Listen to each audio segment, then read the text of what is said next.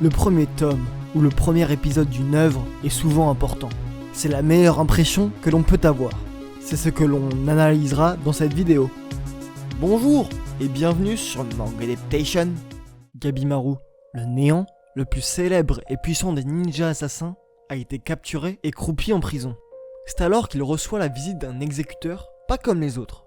Une puissante manieuse de sabre et trancheuse de tête. En échange de la vie sauve, elle lui propose un marché.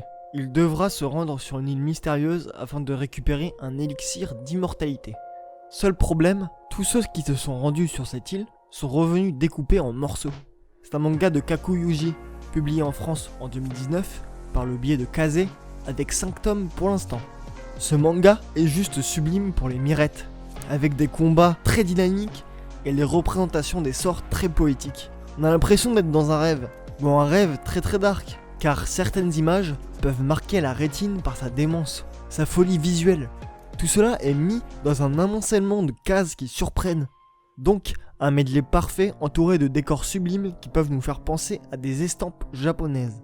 La mise en scène est très importante dans ce récit, mais en fait est primordiale, car elle nous montre une équipe très forte, qui pourtant peuvent mourir de bien des façons, car le danger peut venir de partout.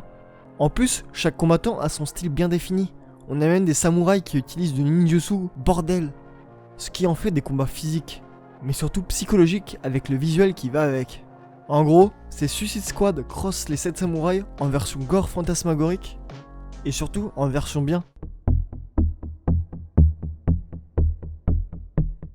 Une gigantesque météorite est entrée en collision avec la Terre. De nombreuses espèces, y compris l'humanité, ont été rayées de la surface de la planète. Le gouvernement japonais qui avait prévu cette catastrophe a pris des mesures pour essayer de contrer le pire des scénarios. Le projet Seven Seeds.